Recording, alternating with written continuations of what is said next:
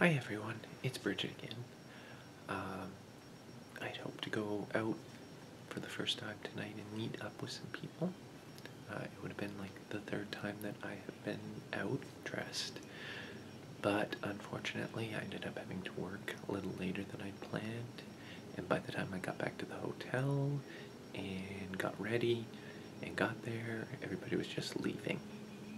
So instead, I guess since I'm already ready, I will do this. This time, I was going to talk a little bit about my life as an introduction to me, as opposed to my channel. So, I guess for as long as I've been aware, I've known that something wasn't quite right. I couldn't put my finger on it growing up. I just knew I didn't feel right. So I kind of buried myself in this pleasing personality. I wanted to make everyone around me happy, which was good in some ways and not so good in others. So growing up, I focused on doing what I thought would make my parents happy, my teachers happy, just being who everybody else wanted me to be. I was aware even then that I didn't really have a sense of myself. I always felt like if I wasn't doing stuff for other people, then I didn't really exist. And I mean, there were signs of different things. For instance, I can remember that some of my favorite characters were women because I always felt like they had so many more choices as to what they could do. I grew up in the era of Star Wars, the original trilogy, and despite the fact that I always thought that Princess Leia should have been a Jedi herself, she was probably my favorite character because she had the largest range. She could be soft, she could be a fighter, she could be a leader. The male characters that I always saw were always so limited. They were one thing, it felt like to me. And so I always felt kind of stuck myself, not quite sure how I fit in. As I grew up, I played dress up at my grandmother's house, and my cousins and my sister and I would put on shows, and I was always very aware of the parents looking at me as the oldest, and there was something in their looks that just, they were uncomfortable with me, not so much everybody else. And so I hid from that. I decided that obviously I couldn't dress up because it didn't please everyone, and it brought attention to me that I didn't think I wanted. And so I continued. There were some hard times in my family. My parents split up. A lot of people's parents do. And on the one hand, I felt like it made them a lot happier in some ways, but it created some difficulties for me. I felt like I was taking care of my mother a lot because she didn't deal with the divorce quite as well. And there were the men that she brought into her life and into our lives and home. In particular, the man who became my stepfather for a while. I can remember every night going to bed listening to him talking about how I was spoiled and how I was the precious princess. And I knew that wasn't good. And I couldn't sleep. I'd be up late. I'd be crying and stressing over this. And so I pushed away because obviously I couldn't be that if it was negative, if it brought attention to me. So I tried not to be. Not that I was ever an overly masculine, androgynous, maybe, not even really that. I was a geeky male, kind of a wimp, but not feminine in any way, and not absent of masculinity, I guess, just not an alpha male by any stretch of the imagination. And because I didn't know who I was and I felt like I didn't have an identity, I pulled away from most people. It was far easier to hide and pretend things were alright if nobody was close. And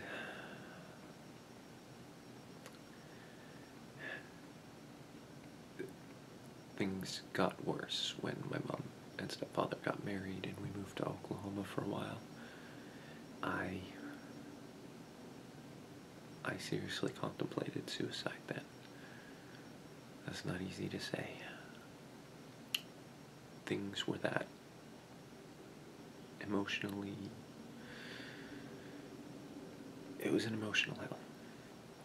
And at one point it became physical abuse. And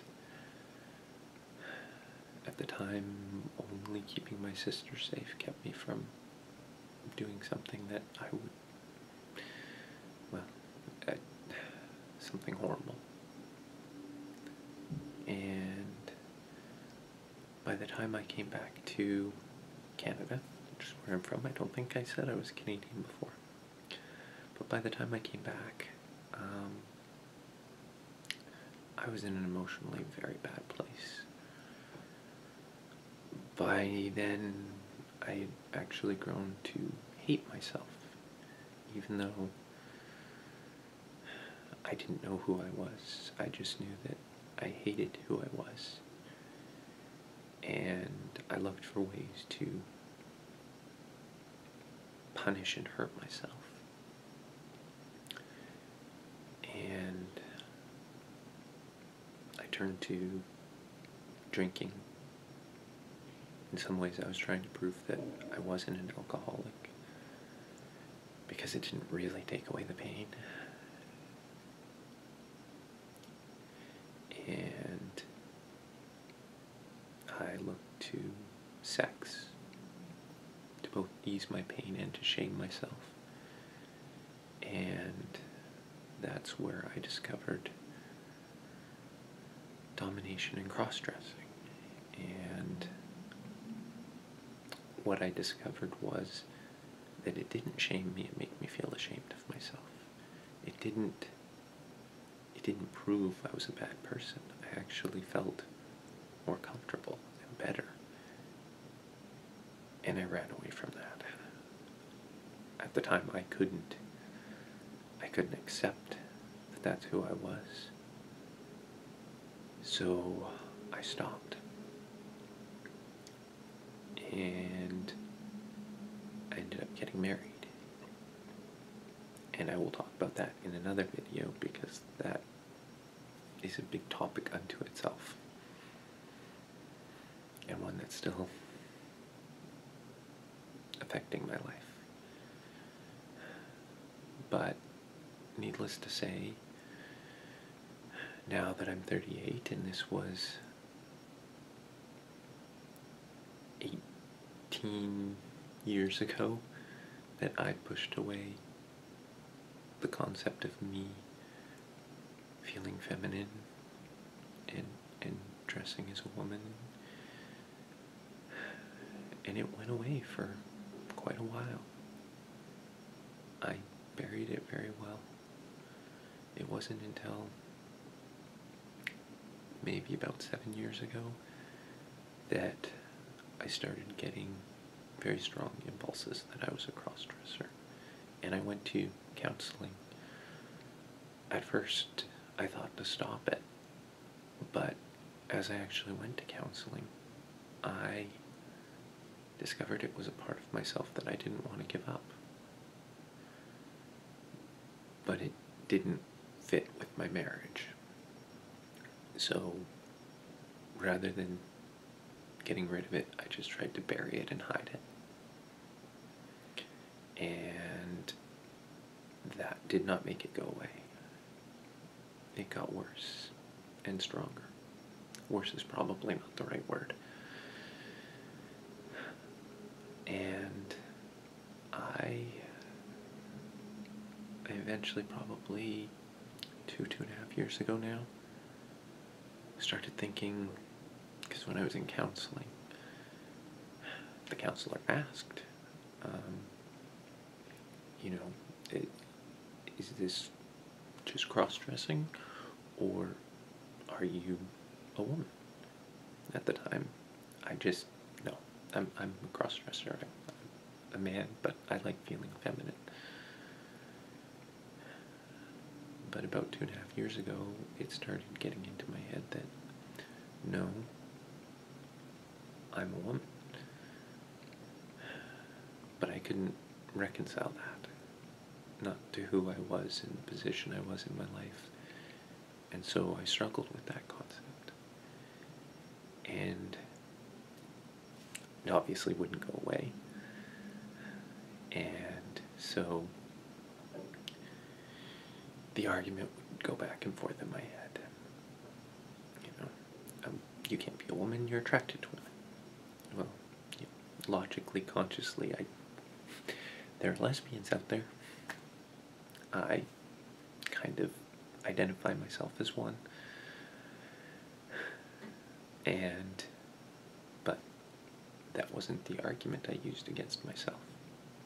And then, you know, there was, well, even if you are, you know, what can you do about it? You couldn't possibly become a woman. You're far too ugly and tall, but the arguments persisted, and in July of, well, I guess actually it started in June of 2014, I was starting to have anxiety attacks. I would, out of the blue, lose my breath. The whole world seemed to be completely out of control, and I didn't know what to do. So, in July of 2014, I saw a counselor again.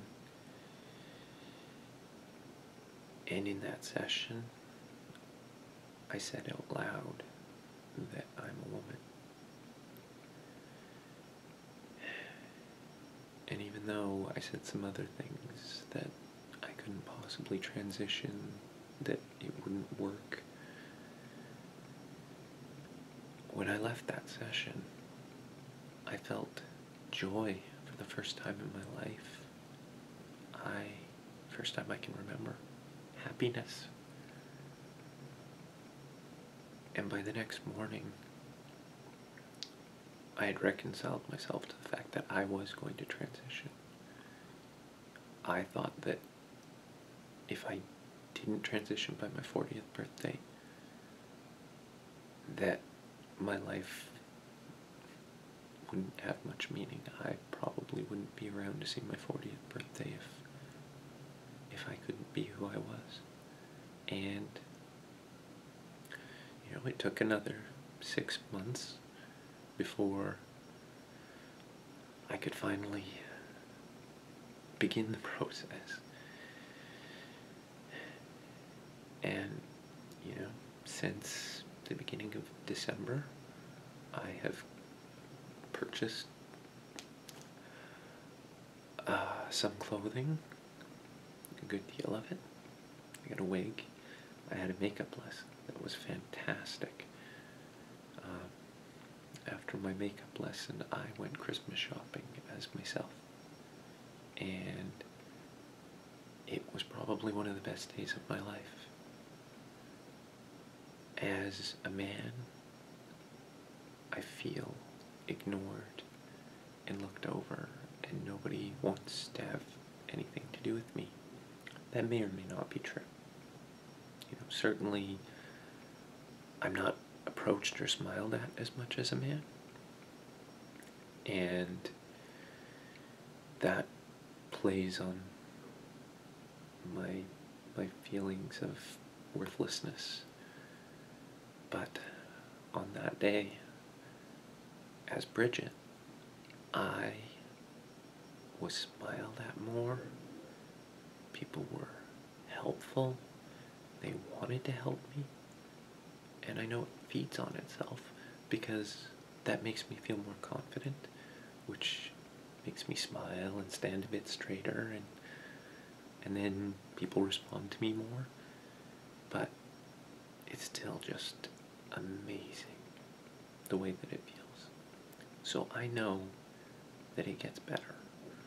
It really does. Yes, there are plenty of hardships, I'm sure, coming. So many things that I have to do and consider. And while, when I get back from this business trip, I intend to, with the exception of work, live as full-time as I can as a woman. Yes, there are probably going to be times where it's just not possible, and until I get some laser hair removal or electrolysis, it's going to be a little tricky. And until I get started on hormones, I'm going to feel self-conscious about it. Probably will for a long time anyway. But my family knows, and I will talk about coming out in another video. And soon my friends will know, and my extended family. And, you know, every night when I get home from work, I'll be able to cast aside that shell that just isn't me anymore. And I will be able to relax and be myself so much more. And you get to come on the ride with me. That's going to involve me transitioning at work, in life. I don't think work's going to be that bad. But I guess time will tell. Next video I will talk about my marriage and how that affected me. But until then, thank you all for watching. Hopefully this turns out. I took off my glasses because of the reflection on them, and so I have no idea how this looks until I review the video. And since my video skills are very limited, it's not likely I'll be doing a lot of editing, but hopefully I'll see you soon. Bye now.